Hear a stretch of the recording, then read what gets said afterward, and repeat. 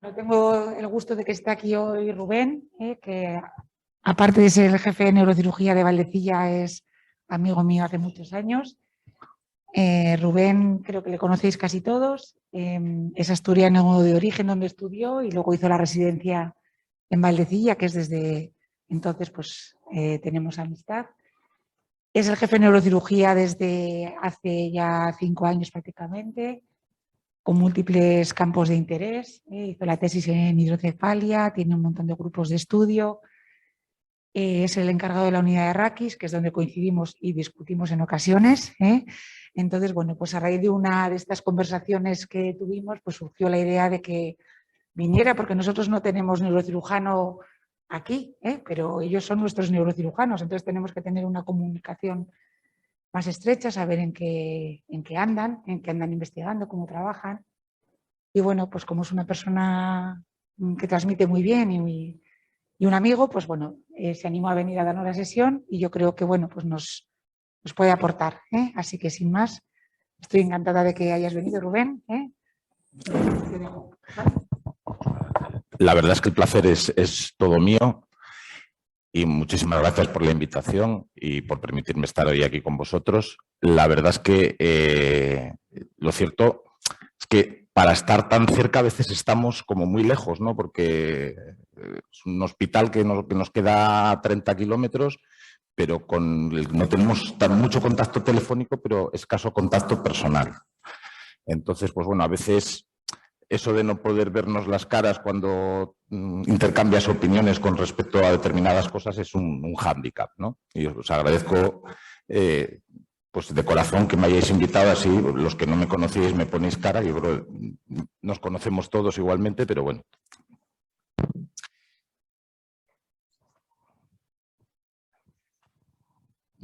Parece que se oye mal. Y ahora sí que me parezco a Camilo VI con el chisme este.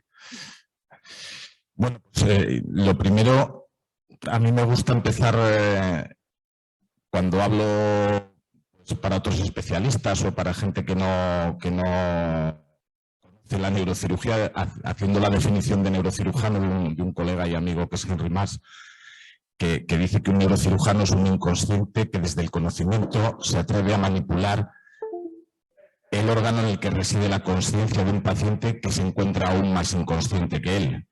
Entonces, eso define el carácter a los neurocirujanos. Yo llegué al hospital en el año 97, en el año 2007, 10 años más tarde, el servicio de neurocirugía era este que conocéis, era un servicio lleno de andrógenos. Epa, ¿qué ha pasado? Pues nada, lo que decía, en el 2007, 10 años más tarde de mi arribada al servicio, pues este era el servicio de neurocirugía. Era, como podéis comprobar, un servicio lleno de andrógenos. Y este es el servicio de neurocirugía del año 2022, en el cual afortunadamente ya hemos conseguido casi la paridad, y que es un servicio multidisciplinar porque además de neurocirujanos cuenta con especialistas en cirugía ortopédica y traumatología dentro de la unidad de columna, que han sido un hallazgo enriquecedor para nosotros. Nosotros compartimos la planta de hospitalización y con oftalmología y cirugía maxilofacial. Nuestro trabajo no solamente depende de nosotros, sino que además depende de personal de enfermería, de auxiliares, de mucha gente que se encuentra implicada, y además tenemos un trabajo muy estrecho con otros especialistas de otras áreas que, sin estar incorporados al organigrama de neurocirugía, pues trabajan con nosotros codo a codo todos los días. Los neurofisiólogos clínicos en la monitorización intraoperatoria, neuropsicología clínica para los mapeos de los pacientes despiertos, los geriatras, tenemos un geriatra que pasa planta con nosotros a todos los pacientes por encima de 70 años, y un otorrinolaringólogo de referencia que es el que se ha incorporado a la unidad de cirugía endoscópica basicraneal. Bueno, pues para empezar, cuando a mí me piden, dicen, habla un poco de lo que es la neurocirugía ahora, y hay una cosa que siempre, cuando tú te planteas cómo es el patio que tienes en un momento, siempre viene bien echar una mirada atrás, porque realmente nosotros somos lo que nos han permitido ser los que han venido antes de nosotros y vamos más lejos porque nos hemos aupado sobre sus hombros. Eso ya lo decía Isaac Newton y toda esta gente es los referentes que nosotros hemos tenido en nuestra andadura hasta que hemos llegado donde estamos. Y también nos sirve para hacernos una idea de lo que para nosotros hoy puede ser el state of the art, probablemente dentro de 50 años no vaya a serlo, ¿no? Este es Antonio Gasmoniz, que fue premio Nobel de Medicina y que es uno de los neurocirujanos más reconocidos a nivel mundial, este es el portugués.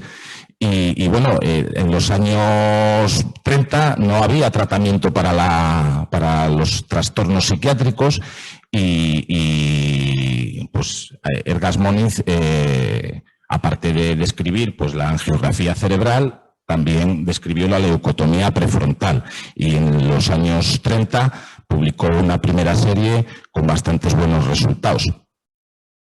El procedimiento de leucotomía prefrontal era una barbaridad, o sea, metía a través de la órbita, a través de la nariz, cogían un leucotomo, le pegaban un viaje a las conexiones prefrontales y lo que quedaban eran los pacientes que antes tenían la mirada típica del esquizofrénico, pues con una cara de placidez, pero que realmente esa cara no es real porque tenía unos efectos muy importantes sobre la capacidad de hacer cosas del individuo.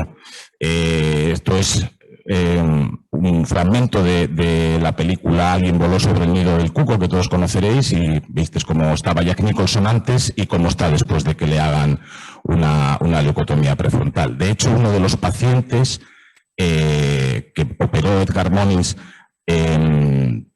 un poco contento con el resultado, le tiroteó y Edgar Moniz acabó su vida en una silla de ruedas. Hace pocos años ha habido un intento inclusive de que se le retirara el premio Nobel. Se reunió el Comité Nobel a instancias de varias peticiones.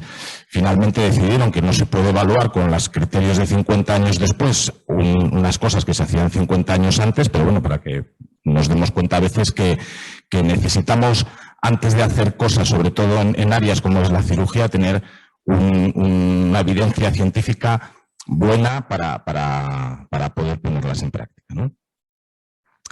¿Y qué es lo que nos va a deparar en el futuro? Pues yo creo que fundamentalmente lo que nos va a deparar en el futuro es la entrada de la tecnología en la neurocirugía en forma de implantes. Y esto podemos verlo de una forma, puede ser para corregir un defecto, entonces hablaremos de implantes correctores, o para mejorar habilidades, que son lo que se denomina cirugía aumentativa. Desde el punto de vista práctico, los implantes correctores ya los tenemos a día de hoy, por ejemplo en la DBS, en la estimulación cerebral profunda. La neurocirugía aumentativa, todos pensamos que en algún momento llegará, pero lógicamente eso tiene una serie de dilemas éticos que hay que tener en consideración. ¿Y dónde estamos? Pues ahora todavía estamos en la era mecánica y pensamos que en los próximos años, en las próximas décadas, vamos a entrar en lo que es la era biológica. ¿Qué define la era mecánica? Pues que para producir el efecto el cirujano necesita manipular físicamente, de forma abierta o mínimamente invasiva, el tejido nervioso. Es una cirugía que eminentemente es reparativa, que el paciente lo que busca es curar una dolencia, y el cirujano busca la tecnología que tiene alrededor para intentar mejorar la seguridad del procedimiento que hace. Y realmente el cirujano actúa como si fuera un asesor de salud. Lo que se nos viene encima es una era biológica, en la cual vamos a tener capacidad para mejorar, para manipular el tejido a nivel celular. La cirugía puede ser reparativa, o lo que decíamos antes, puede ser aumentativa, puede ser que estemos buscando el mejorar una habilidad. El individuo puede buscar o curar su enfermedad, o evitar su desarrollo, o mejorar su biología, y el cirujano lo que busca es en la tecnología algo que le permita realizar con seguridad los procedimientos que le solicita el usuario. Con lo cual, al final, el cirujano se va a convertir en un intermediario para que el paciente alcance el fin que está solicitando. Y bueno, yo creo que esto es lo que nos va a deparar el futuro, ¿no? La inclusión de la robótica, la inteligencia artificial, las células madre, la biónica, los implantes neuronales y bueno, la cirugía de estimulación cerebral profunda. Con todo esto nos enfrentamos a un reto muy importante que es el envejecimiento de la población. Lo cierto es que desde el año 70 hasta ahora la cantidad, el número del porcentaje de población por encima de 65 años se ha multiplicado por 6 y se cree que si no cambian las cosas en el 2050 una cuarta parte de nuestra población va a tener más de 65 años. Y claro, esta población es una población frágil, los procedimientos quirúrgicos que nosotros tenemos que diseñar para esta población no pueden ser los mismos que pensábamos para población de 40 años, porque es población frágil y multipatológica. Y entonces, cuando yo me planteé cómo enfrentar esta charla, yo lo primero dije, vamos a ver, ¿en qué hemos cambiado nosotros, aparte de que se nos haya caído el pelo y nos hayan salido arrugas, en lo que hacíamos cuando yo llegué al hospital y lo que hacemos ahora? ¿En qué patologías? Pues por ejemplo, nos dimos cuenta de que la historia natural de la patología degenerativa espinal era bastante diferente a como nos lo habían contado. Entonces aquí podéis ver que según vamos corriendo décadas en nuestra vida, el porcentaje de pacientes asintomáticos que tienen hallazgos en resonancia se va incrementando de forma exponencial hasta que a los 70 años lo difícil es que no encuentres un paciente que tenga pérdidas de señal discal, que tenga degeneración de facetas. Cuando miras a los 80 años, una tercera parte de los pacientes tienen una espondilolistesis.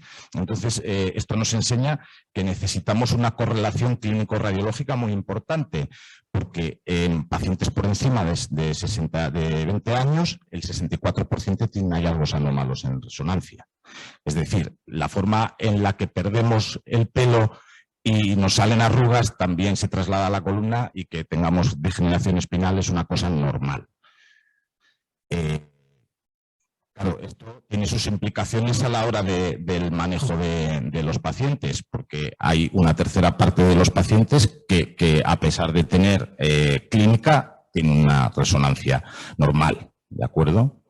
Y la otra cosa que nos hemos dado cuenta es que muchas veces resulta complicado con una resonancia, sobre todo cuando no le transmites correctamente la información al radiólogo, que el radiólogo te puede ayudar a saber cuál es exactamente la estructura que está ocasionando el dolor, porque hay casi una tercera parte de pacientes que sí que acierta el clínico, pero en 2/3 partes el sitio de máxima compresión no se corresponde con la clínica que tiene el paciente.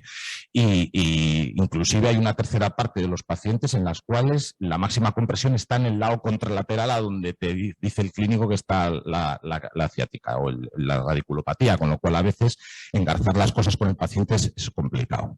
Por eso es muy importante la imagen, pero es mucho más importante la clínica del paciente. Y pensábamos también que la enfermedad degenerativa es un problema de pacientes mayores. No, no lo es. Estos son pacientes pediátricos. Y resulta que un 20% de los pacientes pediátricos, de los niños asintomáticos, tienen degeneración discalia. Con lo cual, es una cosa pues muy frecuente.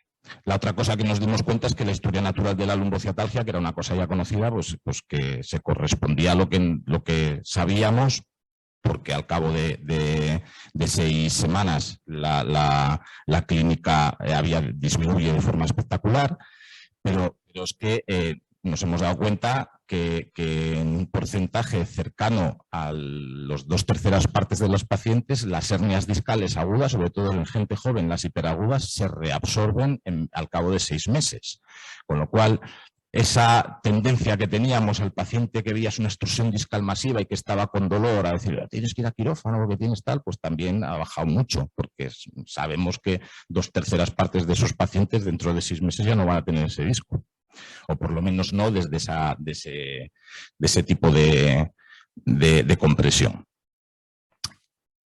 ¿Qué hemos sabido también? Pues que la cirugía de la hernia discal pues tiene sus limitaciones. Entonces, lo primero, cuando tú miras la evidencia científica, resulta que para que un estudio esté bien diseñado, pues necesitas que se alcance la mínima diferencia clínicamente significativa, que tenga la potencia estadística adecuada, pues está. Entonces, todo esto necesitas 105 pacientes por brazo. El resultado es que solo hay 2 estudios que hayan cumplido esto, y en estos 2 estudios el resultado es que realmente no hay un cambio muy espectacular en la calidad de vida del paciente al cabo de un año con la cirugía de microdiscectomía con respecto al manejo conservador. Sí que los pacientes consiguen recortar el periodo sintomático, con lo cual cuando el paciente está muy fastidiado, pues sí que le puedes recortar el tiempo que está fastidiado, pero cuando tú miras los pacientes al cabo de un año o al cabo de 5 años, el resultado es que los pacientes están en una situación bastante similar. Bueno, esto tiene su truco porque hay un crossover entre casi una tercera parte de los pacientes, pero nos hace que tengamos que pensar que estos pacientes probablemente hay que discutirlos con ellos lo que pueden alcanzar de la cirugía porque muchos pacientes piensan que la cirugía les va a curar y esto no es cierto.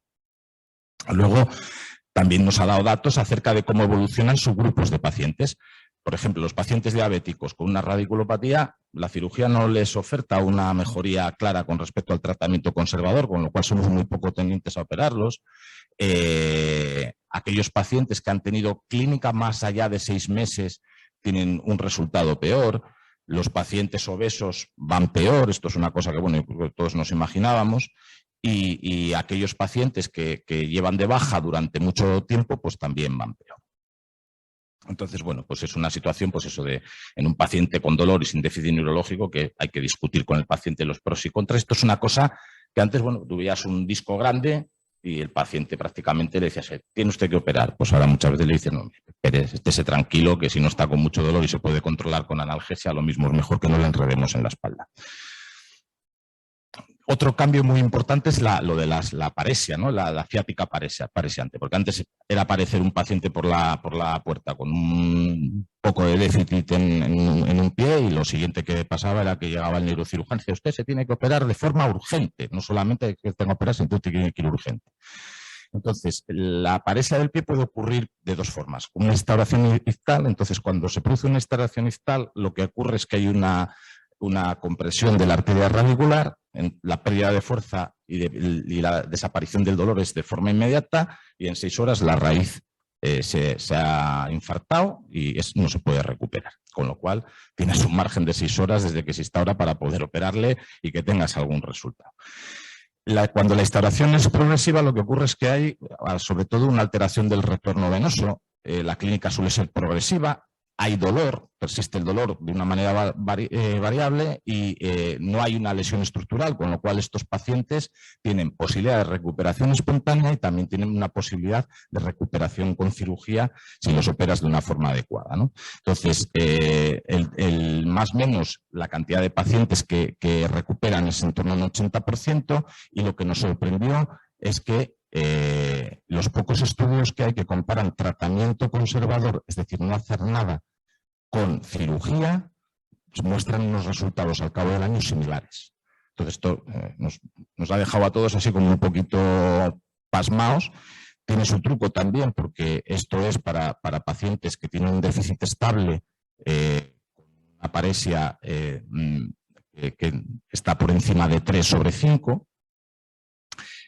Pero claro que nos cambia mucho la visión de lo que estábamos haciendo y también nos ha enseñado que sobre todo para el grupo importante de pacientes que están por encima de 3, si tú decides cirugía no tienes por qué hacerla urgente porque el paciente aparte de la paresia tiene un dolor importante, no tienes por qué hacerla urgente porque ese paciente da igual que lo operes con 48 horas de anticipación o que lo operes de forma programada siempre que no lo operes al cabo de 1 año y medio, lógicamente. Nos hemos quedado para la cirugía emergente para aquellos pacientes que tienen un déficit moderado o severo de menos de 48 horas de evolución. Si el paciente lleva más de 2 días y el pie está a menos de 3, se acabó. O sea, no es un paciente que va a ir igual, le hagas lo que le hagas, sobre todo si no tiene un dolor significativo. Aquellos pacientes que tienen un déficit rápidamente progresivo, estos se benefician, quitas el disco y al día siguiente el pie prácticamente recuperado. Y en el resto de las circunstancias pasa lo mismo que con los pacientes con dolor. Tienes que discutir con cada paciente cuáles son las circunstancias del paciente y los beneficios que va a obtener de la cirugía. Y con el síndrome de caudaquina, que es una extensión de la ciática parexiante, pues mucho más, con mucha más clínica y mucho más alarmante, pues nos pasa exactamente igual. Esto era la urgencia quirúrgica por definición en cirugía de columna, pero lo que no nos quedaba claro es cuál es el momento óptimo para operar el paciente y maximizar los resultados. Pues siempre hay que distinguir entre el síndrome de caudaquina completo y un síndrome incompleto. Y esto, si el paciente está con una retención urinaria indolora de más de 8 horas, con incontinencia urinaria por rebosamiento, tiene una ausencia de sensibilidad y de control vesical y una incontinencia fecal, este paciente es un síndrome de caudaquina completo. Si cualquiera de estas circunstancias no aparece, estamos hasta un síndrome incompleto. Tiene su trascendencia. ¿Por qué? Porque los síndromes completos tienen 6 horas, 24, a lo sumo 48, para que tú les puedas operar y mejoren. Y si tienes un síndrome incompleto, el tiempo que puedes manejar, sobre todo si necesitas hacer alguna prueba adicional o si la cirugía que te estás planteando no es una microdiscectomía simple, te da más margen. Hay estudios que dicen que en ninguno de los dos casos operarlos con más o con menos de 48 horas hace una diferencia para el paciente, aunque la tendencia es a que estos pacientes todos tengan que ser operados en las 48 horas. Si consigues operarles en las 48 horas, el 75% consiguen una función neurológica aceptable. Otra cosa que también nos ha cambiado un poquito es lo que nosotros pensábamos acerca de la cirugía de fusión para el dolor lumbar, porque siempre te llegan pacientes, pues eso, con los hallazgos que veíamos al principio en la resonancia, con discos negros, con pinzamientos de espacio y que tienen exclusivamente dolor lumbar. Y lo que tú te planteas es, ¿puede ayudar la cirugía a estos pacientes? Y es que lo que te dice la evidencia científica es, pues desafortunadamente, parece que no, que la cirugía de fusión, que es lo que a todos se nos ocurre, le duele la espalda porque hay un segmento que está inestable, aunque no veamos esa inestabilidad. Pues el paciente que tiene dolor lumbar sin inestabilidad manifiesta, no se beneficia de forma significativa de un tratamiento de fusión. Hay varios estudios y metaanálisis que así lo demuestran. Y pues para muestra un botón, esta es una paciente joven, delgada, o sea, con todos los puntos para que una cirugía le pudiera aliviar el problema, que tiene un pinzamiento L5S1 con un disco negro, que encima le hacemos una discografía, hace ya esto de unos cuantos años, 2 segmentos por encima de control y el segmento patológico. El segmento patológico le genera un dolor que aparentemente es congruente. Le hacemos una fusión por vía anterior con una restauración de la altura del espacio muy buena, que eso además en el escáner se ve que ha pegado. La paciente ha tenido un resultado malo desde el punto de vista de calidad de vida. No, afortunadamente no ha tenido ninguna complicación, pero no ha tenido el resultado que esperábamos. Con lo cual, cada vez somos más restrictivos a la hora de la indicación en estos pacientes, porque sobre todo como tenga algún factor de estos de mal pronóstico, pues decimos, mira, no he indicado. Otra cosa que ha cambiado mucho, pues es que antes veías pacientes con tumores o con aneurismas porque había sangrado el aneurisma o porque el tumor le había dado clínica, pero es que ahora cada vez ves más pacientes que se pegan un leñazo y le hacen un escáner y se encuentran con un tumor o con un aneurisma cerebral, que son las dos hallazgos más importantes, porque aproximadamente un 1,5% de la población general tiene un aneurisma cerebral y un 1% un meningioma. Entonces, estos pacientes, claro, se saltan todas las alarmas, porque en parte, joder, el paciente lo vive con con mucha incertidumbre. Bueno, me acaban de diagnosticar un tumor cerebral o un aneurisma cerebral. Bueno, pues para tranquilizar al paciente, muchos de estos aneurismas incidentales tienen un tamaño menor de 4 milímetros. El riesgo de tratamiento de cualquiera de estos aneurismas por debajo de 4 milímetros es mayor que la evolución natural de la enfermedad. Un aneurisma por debajo de 4 milímetros, el riesgo de ruptura es prácticamente marginal y no hay que tratarlo. Y ocurre lo mismo con los tumores cerebrales. Meningiomas por debajo de 2 centímetros, sobre todo aquellos que están calcificados en pacientes mayores, el potencial de crecimiento es mínimo y no hace falta darles muchas más vueltas. Y esto es una cosa pues que también, pues, información nueva que hemos aprendido, ¿no? Otro cambio de paradigma, ¿no? Que es enlazado con el paciente que se pega un leñazo, de repente le hacen una resonancia y ¡pas! Glioma de bajo grado, asintomático. Entonces, los neurólogos que hay aquí, seguro que os acordáis de las circunstancias que decía un maestro nuestro. Esto no hay que operarlo porque los pacientes tienen un curso indolente, tal. Bueno, pues la verdad es que cuando los gliomas de bajo grado no son tumores benignos, no son indolentes, son tumores que progresan, que degeneran y que se transforman en gliomas de alto grado si tú les dejas. Y aunque no les dejes, muchas veces también se transforman. Entonces, a raíz de un estudio que se publicó en el 2007 por parte del grupo de Berger en San Francisco, radicalmente se cambió la visión que se tenía acerca de estos tumores, y estos tumores lo que hay que intentar es hacer una resección completa. ¿Cuál es el problema de los gliomas de bajo grado? Que mayoritariamente están en zonas elocuentes y la cirugía requiere pues una parafernalia muy especial, que es la cirugía de mapeo cerebral con paciente despierto, que nosotros en el servicio tenemos la suerte de tener al doctor Martino, que es uno de los especialistas más importantes de eso a nivel mundial. Entonces, pues consigue resecciones completas que cambian la historia natural de esta enfermedad, porque si tú consigues una resección completa, la probabilidad de que el paciente sobreviva más allá de 10 años es del 80%, y con unos resultados como estos que estáis viendo. Y esto pues llega hasta el punto de que para pacientes que tienen algún tipo de habilidad especial, para preservarla tú puedes llegar en el quirófano y decir, bueno, usted que es músico y toca el saxofón, pues le vamos a llevar su saxofón al quirófano para que usted esté tocando mientras nosotros mapeamos su cerebro, para que eso que es una de sus partes intrínsecas de su vida no se lo vayamos a tocar.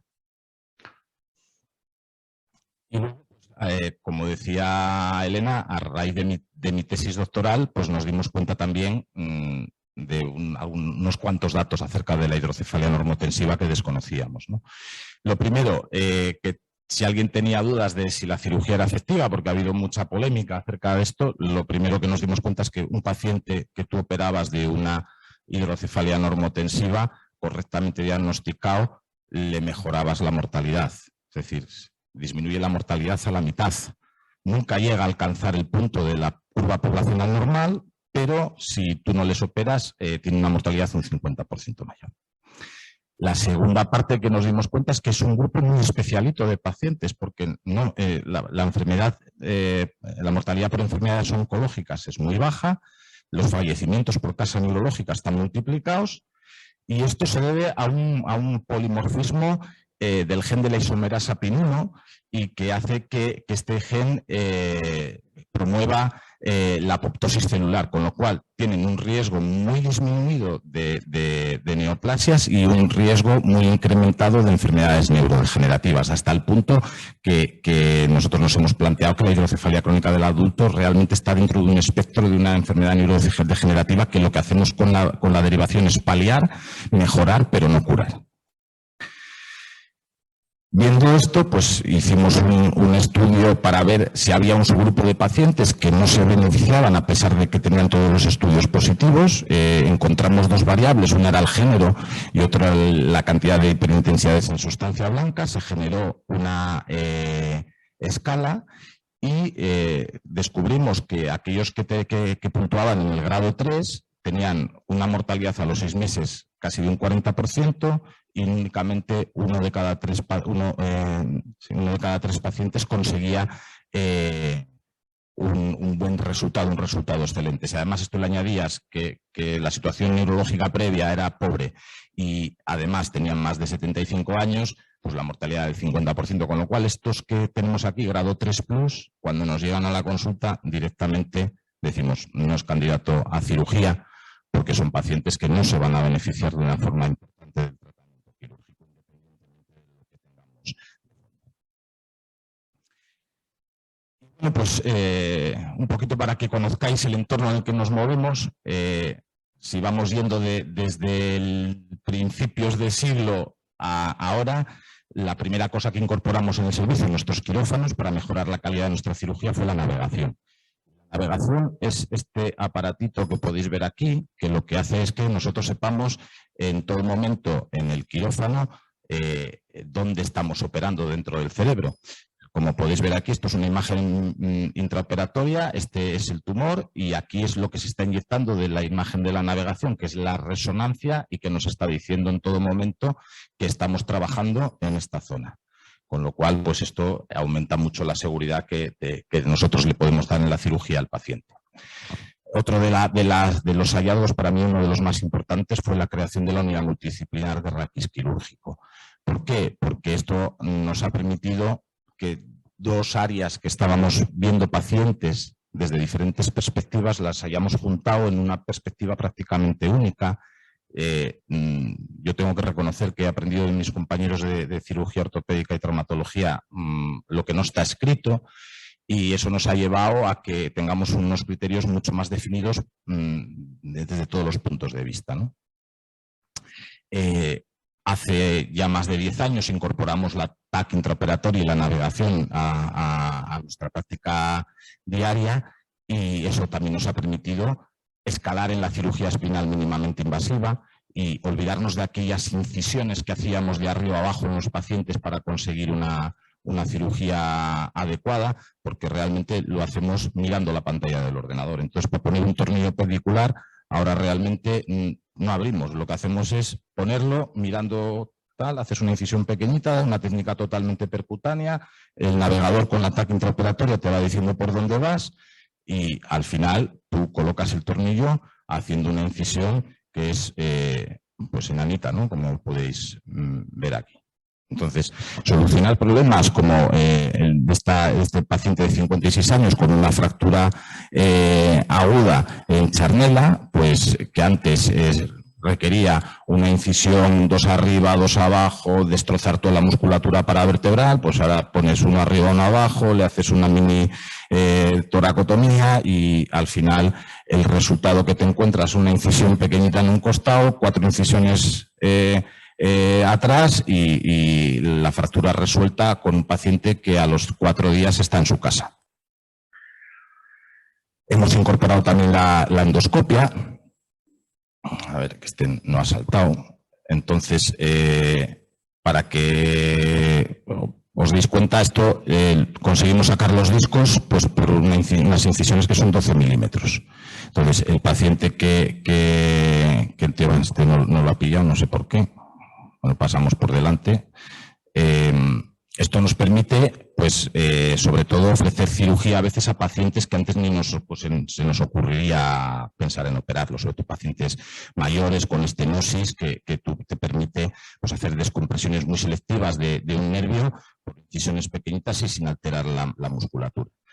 En el año 2013 la unidad además fue nombrada CESUR para patología vascular raquimedular. Esto es un vídeo de una fístula arteriovenosa dural. Es muy bonito porque enseña lo que es la tecnología de fluorescencia intraoperatoria. Esto es como una angiografía intraoperatoria con el microscopio nuevo que se adquirió hace un par de años y cómo cuando tú destapas el pie de vena de comprobación, se te enciende todo. Que es una maravilla porque ahora realmente sí sabemos cuándo hemos excluido la vena, que es una cosa que antes nos daba muchas dudas. Llevamos 10 años también haciendo cirugía endoscópica de base de cráneo, con un equipo que está siendo estable con un otorrino y un neurocirujano y que realmente tiene unos resultados impresionantes. A nosotros se nos drenaban antes de la creación de esta unidad muchísimos pacientes, sobre todo al Puerta de Hierro para cirugía transesfenoidal, por los resultados mediocres que teníamos con la cirugía transesfenoidal microscópica, y la verdad es que esto ha cambiado de forma radical. Los resultados son fenomenales y están haciendo un trabajo pues impresionante, ¿no? Son imágenes también intraoperatorias. En el año 2015 se incorporó la cirugía de estimulación cerebral profunda.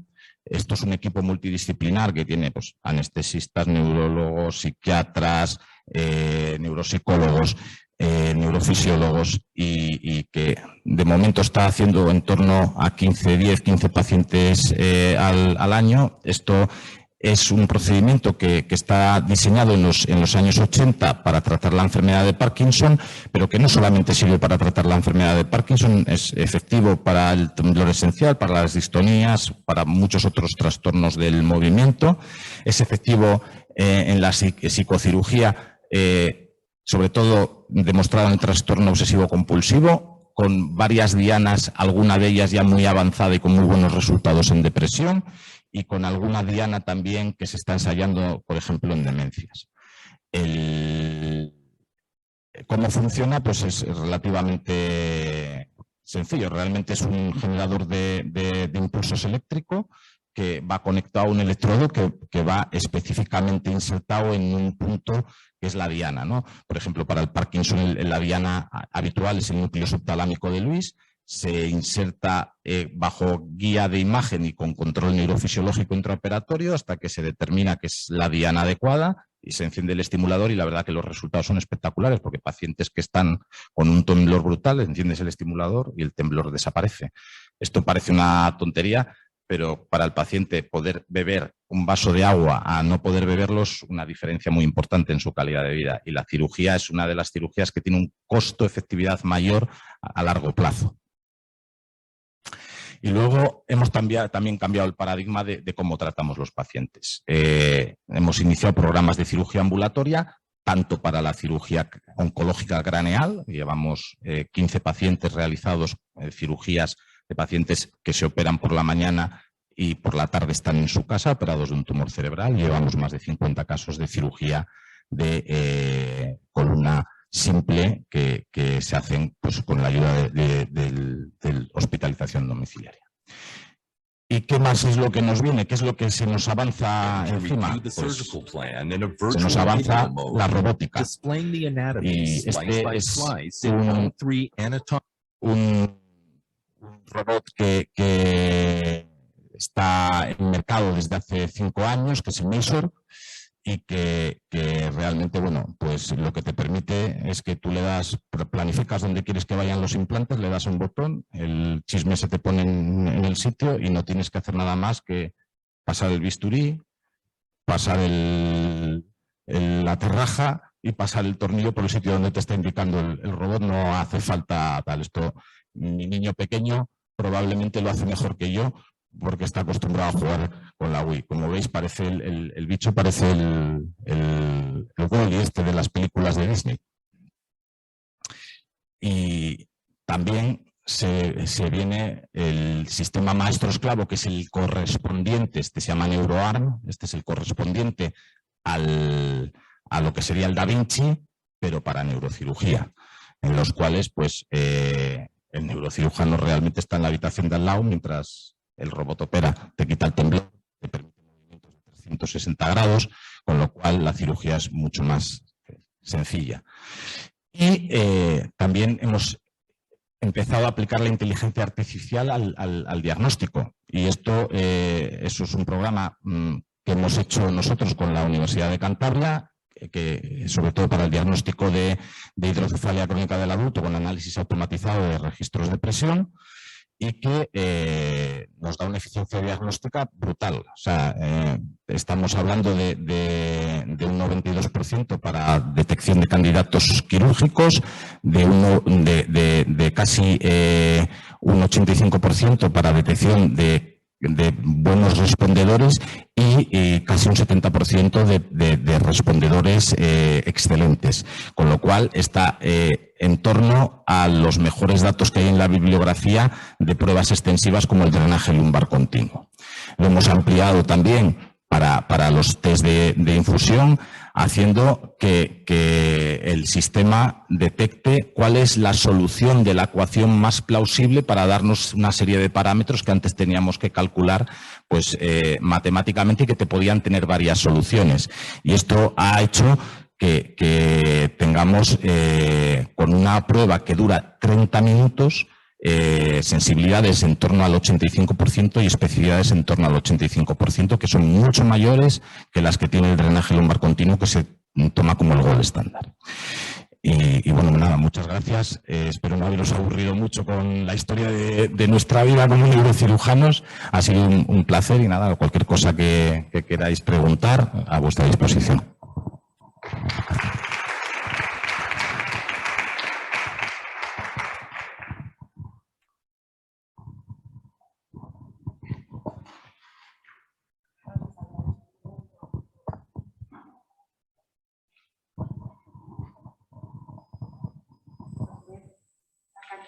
Y era justo el objetivo que teníamos con la charla. Pero en lo que a nosotros respecta, te diré que vamos a seguir discutiendo. Porque están muy bien las estadísticas y los estudios que te dicen que hay que operar en 2 días y tal, pero sobre todo, yo no digo que haya que operarles, pero que hay que explicar muy bien al paciente por qué se lo opere y por qué no. Y nosotros, cuando tenemos un paciente que viene a urgencias, que le ingresamos, que le tratas y que tiene un déficit, y llamamos a decir, no le vamos a operar, ya, pero tienes que ser tú el que le digas que no le vas a operar. Y por eso vamos a seguir discutiendo, que obviamente no se va a operar, porque yo no le voy a operar, pero tienes que ser tú el que hables con el paciente. Entonces, esa parte tenemos que mejorarla. Probablemente igual hay que hacer más sesiones o simplemente que cuando llamamos se dé una respuesta y aunque el paciente vaya en una ambulancia, se le explique que no se opera y vuelve. Pero nosotros esa parte vamos a seguir discutiendo. Hombre, no, vamos a ver, yo lo que intentaba era daros una visión de cuál ha sido el cambio, porque para nosotros ha sido un cambio abrupto. O sea, de repente descubrir que la ciática aparejosa, cuando tú tienes el pie a más de 3, tienes que pensarte 2 veces si operas el paciente o no, es que iba a encontrar todo lo que me habían enseñado. O sea, yo estaba cansado, entre comillas. O sea, la típica situación, ahí llega un paciente a urgencias. Tú te acuerdas de la época en la que yo era el jovencito del servicio y enlazaba guardia día sí, día también, y entonces llegaba el jefe por la mañana y decía, hay un paciente en urgencias con un pie caído, y el pie caído era un pie A4, y ese paciente acaba en el quirófano esa misma tarde. Y de repente toda esa dinámica te la cambian porque sale un estudio y dice, no, mire, es que todo da igual. Y si ha sido difícil de asumir para nosotros, yo entiendo que para las personas que no están directamente implicadas en los circuitos, a veces dice, estos se han vuelto locos. O sea, ¿por qué de repente han pasado del blanco al negro en un año?